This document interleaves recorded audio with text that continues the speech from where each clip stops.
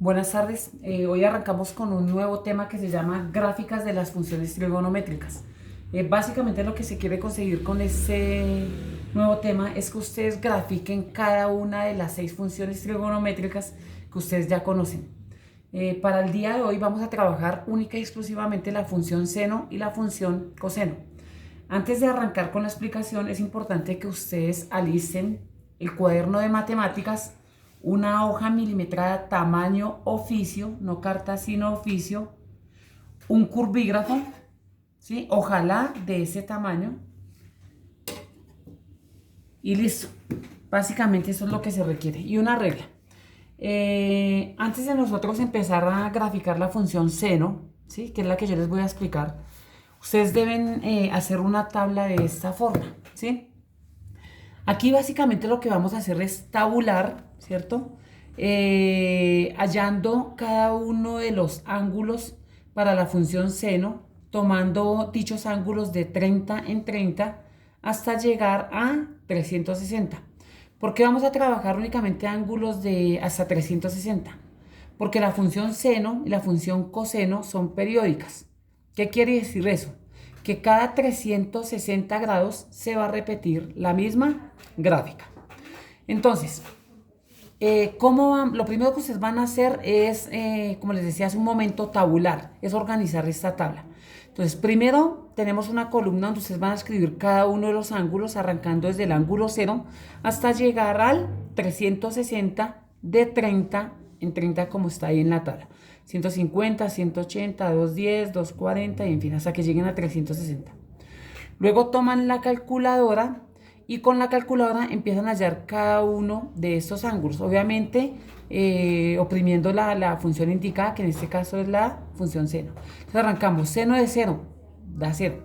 Seno de 30 grados, 0.5. Seno de 60 grados, 0.86. Y ustedes ahí continúan con los demás ángulos. Acá tenemos una tercera columna que son los radianes.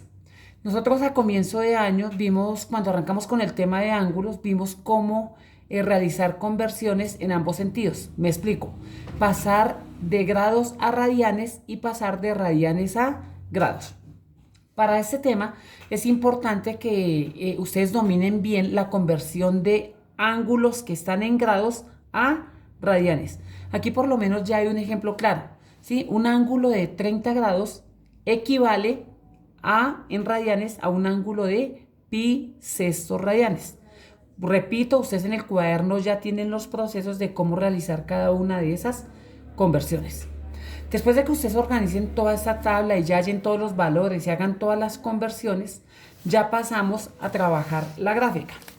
Entonces, esta gráfica que ustedes ven aquí es una gráfica de un estudiante que la realizó hace aproximadamente unos 3, 4 años, no recuerdo bien. Sin embargo, pues es una gráfica que a mí me parece que quedó muy bien hecha, puesto que este estudiante en su momento supo trabajar bien con el curvígrafo, las medidas las tomó bien todo. Entonces, ¿qué es lo primero que ustedes van a hacer? Ustedes van a trazar una línea vertical y una línea horizontal.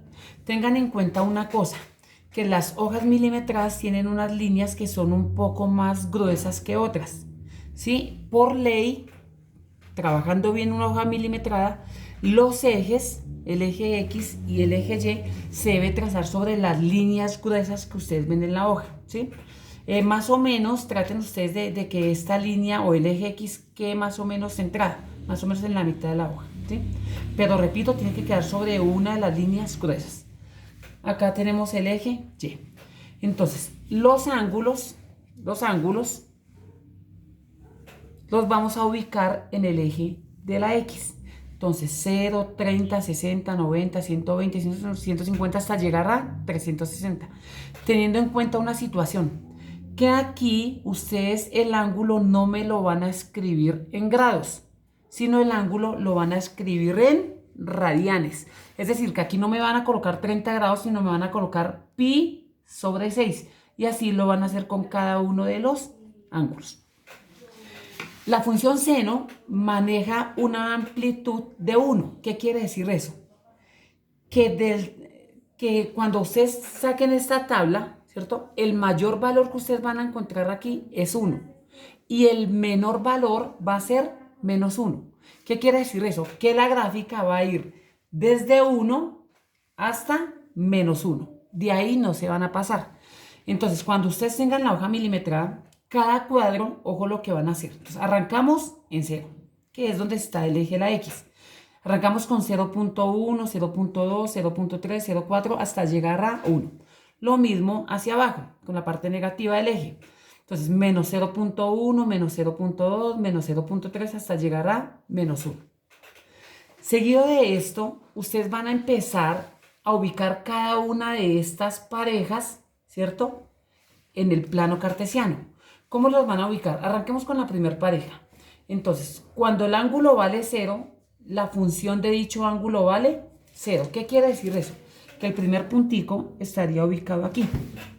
Vamos a la siguiente pareja ordenada. Cuando el ángulo vale 30, ¿sí? Que obviamente es lo mismo que tener bisestos. ¿El ángulo cuánto vale? 0.5. Entonces, cuando el ángulo vale 30 grados o bisestos, ¿sí? La función vale o toma un valor de 0.5. Yo miro la tabla y acá está ubicado el 0.5. Entonces, 30 con 0.5 es como si ustedes trazaran una línea vertical y aquí una línea horizontal, y donde se cruzan las dos líneas, ahí colocan ustedes el puntico. Voy a colocar un poquitico más de eso. Entonces, ya tenemos aquí un punto y acá tenemos el otro puntico. Pasan a la siguiente pareja ordenada. Cuando el ángulo vale 60, ¿cierto? La función vale 0.86. Aquí vale la pena aclarar que si la calculadora llega a arrojar hartos decimales, trabajamos básicamente con 2. Entonces, en este caso 0.86. Ya les explico por qué. Entonces, cuando el ángulo vale 60, el ángulo vale 0.86. ¿Dónde está 0.86 acá? Entonces, 0.1, 0.2, cuando lleguen al 0.8, cuentan 6 cuadros pequeñitos y ahí está ubicado el 0.86. Entonces, si cogemos el 60 y lo unimos con el 0.86, tenemos que el puntico se viene a ubicar más o menos acá, de la misma forma que trazamos los dos puntos. Y de esta manera, ustedes van a ubicar todos los puntos de la gráfica hasta llegar al 360 grados.